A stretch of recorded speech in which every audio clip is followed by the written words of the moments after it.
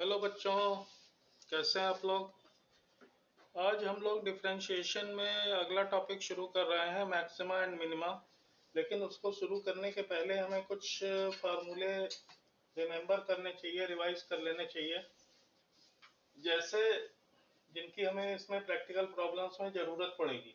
जैसे पहला हमने लिया है रेक्टेंगल, कि अगर रेक्टेंगल की साइड्स एक्स एंड वाई है तो इसका area X into Y X Y होता है और पेरीमीटर 2x प्लस वाई होता है। इसी तरह से अगर स्क्वायर है तो स्क्वायर की साइड सब इक्वल होती हैं, वो अगर x है तो area will be X square and perimeter 4x। Then equilateral triangle, equilateral triangle में अगर तीनों साइड x हैं तो उसका एरिया एक्स स्क्वायर रूट 3/4 और पेरीमीटर 3x होता है। इसी तरह से क्यूब, क्यूब की अगर साइड x है तो उसका वॉल्यूम एक्स क्यूब हो जाएगा और सरफेस एरिया उसका टोटल 6x स्क्वायर हो जाएगा।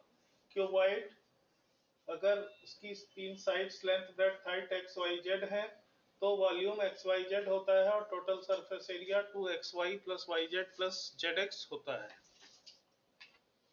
देन ट्रेपेजियम, ट्रेपेजियम क्या होता है, जिसकी दो साइड्स पैरेलल होती हैं, दो पैरेलल नहीं होती हैं, तो इसका area 1/2 sum of parallel sides into distance between them होता है।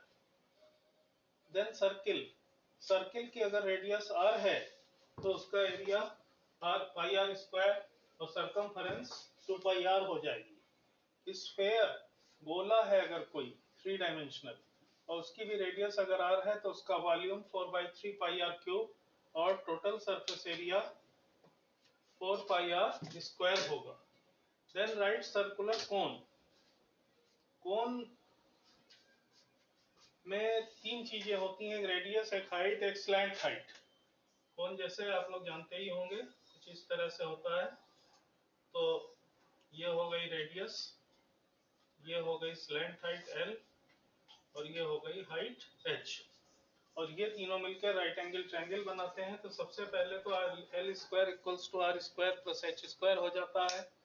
देन इसका volume 1/3 pi r square h, curved surface area pi r l और total surface area pi r l plus r हो जाता है।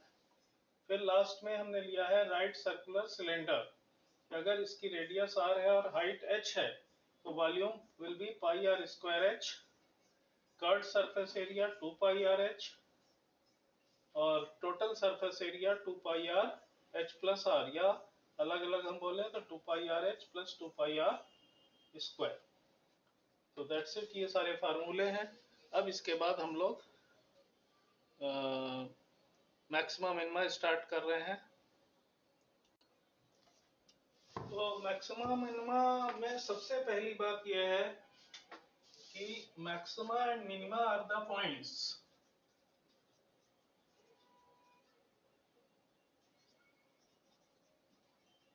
मिनिमा आर द पॉइंट्स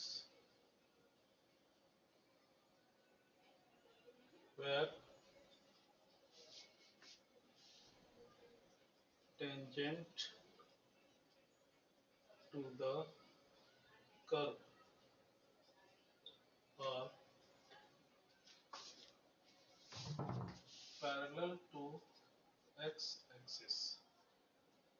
मतलब जो maxima होता है और जो मिनिमा होता है, दोनों ही पॉइंट पर अगर टेंजेंट ड्रॉ की जाए कर्व के ऊपर तो वो एक्स एक्सिस के पैरेलल होती है। इसको एक हम डायग्राम से समझ सकते हैं।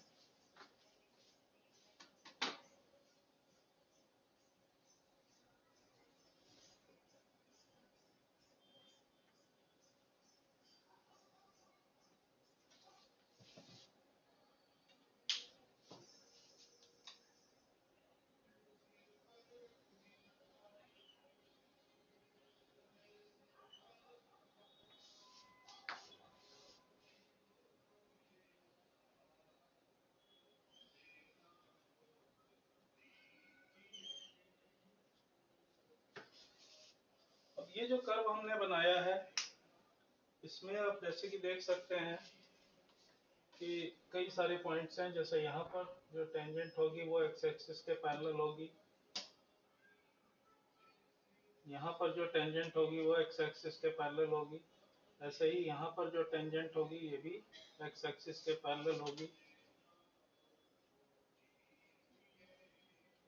यहाँ पर जो टेंजेंट होगी ये भी एक्स एक्सिस के पैरेलल होगी।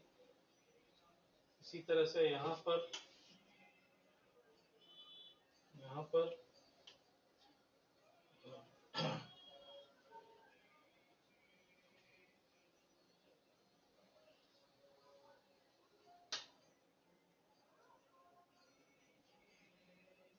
पर और यहाँ पर ये सारी टेंजेंट एक्स एक्सिस के पैरेलल होंगी।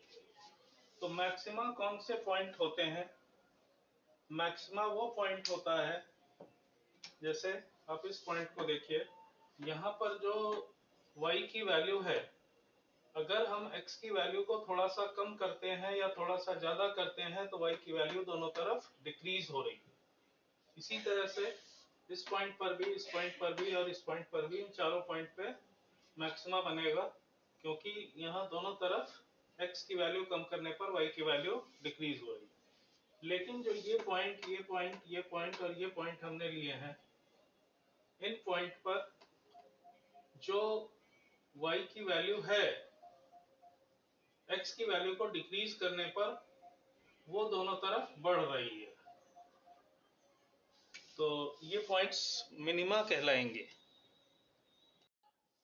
दूसरी बात क्या है कि मैक्सिमा से हम लोग कंफ्यूज होते हैं कि मैक्सिमम वैल्यू, और मिनिमा से हम कंफ्यूज होते हैं कि मिनिमम वैल्यू। तो ऐसा भी नहीं होता है। जैसे इस पॉइंट पर मैक्सिमा है और इस पॉइंट पर मिनिमा है, लेकिन अगर हम इसके करस्पॉन्डिंग y की वैल्यू देखें तो यहाँ पर y की वैल्यू ज्यादा आएगी और यहाँ पर y की वैल्यू कम आएगी।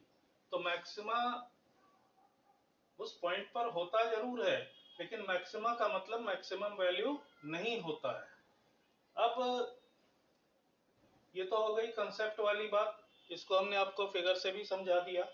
अब मैक्सिमा और मिनिमा का पता कैसे चलाते हैं, उसके लिए हमारे पास दो तरीके हैं। एक फर्स्ट डेरिवेटिव टेस्ट है, एक सेकंड डेरिवेटिव टेस्ट है। तो पहले हम लोग फर्स्ट डेरिवेटिव टेस्ट को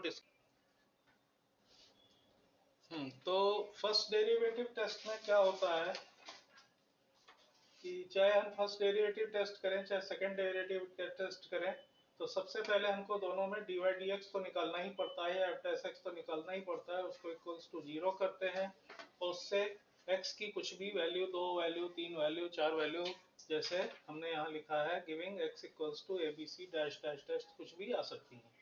अब फर्स्ट डेरिवेटिव टेस्ट में क्या होगा कि इनमें से कोई एक वैल्यू, जैसे हमने a ले ली, select x equals to a मान लिया ऐसे, तो study the sign of dy dx। Second step में क्या करेंगे, dy dx का साइन चेक करेंगे कि अगर x हम a से थोड़ा सा छोटा लेते हैं और dy dx ग्रेटर देन 0 आता है, या x हम a से जरा सा बड़ा लें और dy dx की वैल्यू 0 से छोटी यानी नेगेटिव आती है, तो ये a पर x इक्वल्स टू a पर ये फंक्शन हमारा fx मैक्सिमा होगा। और इसका उल्टा कि अगर x जरा सा हम a से छोटा लेते हैं, a slightly less than a slightly, and dy dx भी नेगेटिव आता है, और अगर हम x थोड़ा सा बड़ा लेते हैं, ग्रेटर देन लेते हैं, तो dy dx पॉजिटिव आता है, तो fx क्या होगा, मिनिमा होगा x इक्वल्स टू a पर। अब इसमें तो बहुत ज्यादा यूज नहीं होता है ये फर्स्ट डेरिवेटिव टेस्ट, लेकिन फिर भी नॉलेज के लिए हमने आपको बता दिया। मेन हमारा होता है सेकंड डेरिवेटिव टेस्ट, तो उसमें हम क्या करते हैं उसको आप ध्यान से समझिएगा।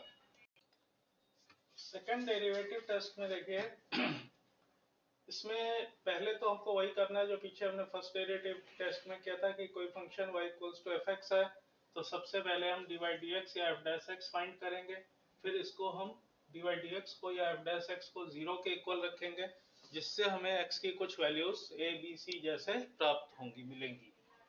थर्ड स्टेप में हमने क्या करना है कि इसमें से कोई एक वैल्यू सेलेक्ट कर ली और d2y dx स्क्वायर या f डबल डैश x निकालेंगे और उसकी value x equals to a पर फाइंड करेंगे। अब यहाँ पर दो बातें हो सकती हैं कि अगर f double dash a less than 0 या नेगेटिव आता है तो x इक्वल्स टू a पर फंक्शन मैक्सिमा होगा, और if F double dash A greater than 0 आता है, पॉजिटिव आता है, तो एफ एक्स मिनिमा होगा एट एक्स इक्वल्स टू ए। बाकी इसे और समझाने के लिए हम एक एग्जांपल ले लेते हैं, उससे थोड़ा आपको और ज्यादा क्लियर हो जाएगा। हाँ, तो हमने एक ये क्वेश्चन दिया है, फाइंड द लोकल मैक्सिमा और local minima and corresponding local maxima and minimum values if any इसमें हमने नहीं लिखा है, of the function F X equals to X root 1 minus x.